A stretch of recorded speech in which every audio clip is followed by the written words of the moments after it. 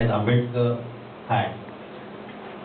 How Ambedkar looks at Marxism. If you see, unfortunately, his early writings are all in Marathi. So, any Maharashtrians? No. Okay. औषधाला आहे.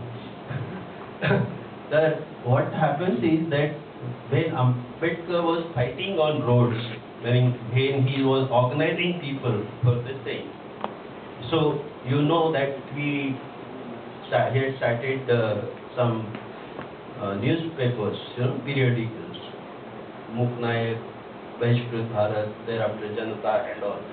So all these literature is still in Marathi. They have not translated, and other people, non-Marathi people, do not have access to the formative days of the Dalit movement in that sense.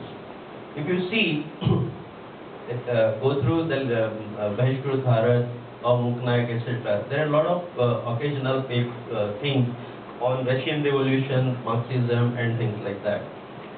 So it was not that Ambedkar considered Marxism as a taboo or something. Thereafter also he went on at various points in time, because he did not have otherwise concern, but he went on relating to Marx and almost thought that Marxism was second best to whatever he was doing. Right? Why he did not considered Marxism to be the possible path for Dalit emancipation? Things were obvious, because there was nothing in Marxism which actually related with the Indian situation, as far as the caste is concerned and other things like that. So he did not have ready answers anyway. So there was no question of sort of taking it as a whole that kind of creed which will answer the questions that were in his mind. So there was nothing of that kind. But still he went on sort of referring to Marxism as something like second best, or test out his decision by the Marxist benchmark. So this you would find. Now, this statement I came down to just a reference in that piece about the Kathmandu thing, which is actually the climax of his thing, like embracing Buddhism was the climax of that he reached, and thereafter he died after a few months. Okay, so just prior to his demise, he gave a lecture in Kathmandu comparing Buddhism and Marxism. Now that's important, because that reflects one way his understanding about Marxism, his understanding or something like what his conception of Buddhism, both together, and very important. So what he says, that Marx gave the path of emancipation as a sort of ties for human emancipation, and he compares Buddhism with that, with an intention that whatever Marx says that was in Buddhism, okay, minus violence and minus dictatorship. That is what is viewpoint. That if Marxism did not emphasize violence and Marxism did not emphasize dictatorship, which Ambedkar equated with they keep on rhetorically call that dictatorship of proletariat, Ambedkar thought it's a dictatorship, whatever. That dictatorship was that kind of word, which was anathema anyway to Ambedkar, because he was a Democrat at core. So this was his problem, that if you delete violence and dictatorship, probably Buddhism is equal to Marxism. So this was his conclusion. So this way you would say that he was that notion that Ambedkar is opposite or stand against Marxism is not correct. In action also you can say, now how do you read him, his movement and all? He starts things with Mahat Satyagraha. That's the first significant event from which the Dalit history starts.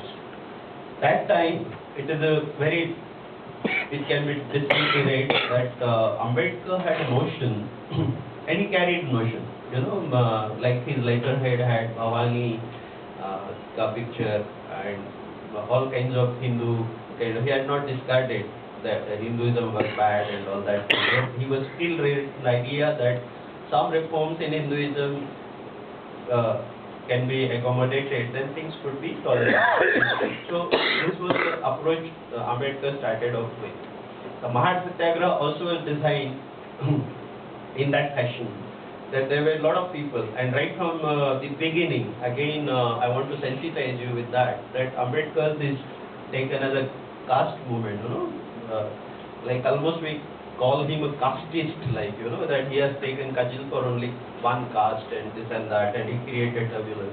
Other Brahminic people would actually used to characterize Ambedkar one time like that he spreaded this venom and this and that. This is absolute nonsense anyway.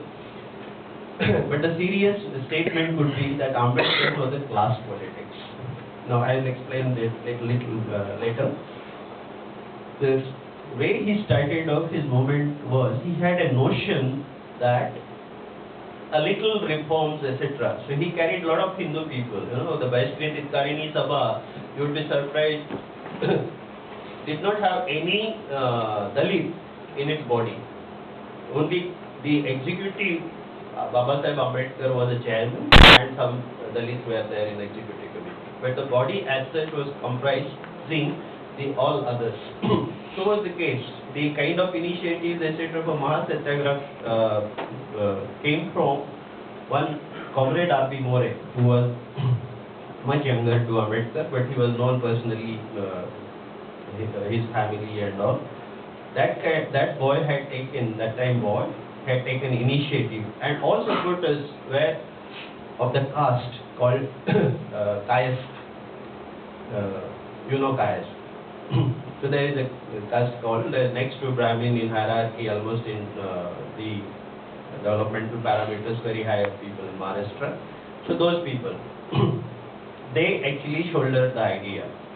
And they approached Baba Sahib Ambedkar because he had just returned from England with high qualifications, etc. And they thought that such a kind of person ought to preside over. Ambedkar, for quite some time, he delayed it by almost 2 years, saying that no, I don't want to indulge into such kind of things. But when he agreed, thereafter he prepared a lot for that. And he went on. So what gets reflected from his thing is that he wanted to sensitize people, because Mahar Satyagraha, they were not new demand. Actually, it was legal. It was sort of assertion of what existed earlier. Okay, because the right of taking water from public tanks and things like was actually granted by the Bole resolution, and he was just asserting that. He was just kind of implementing that, exercising that right. There was nothing new that was being demanded. So with that kind of thing, he thought that the advanced elements in Hindu society would come forward. They would realize the mistake and they would come forward to carry out reform.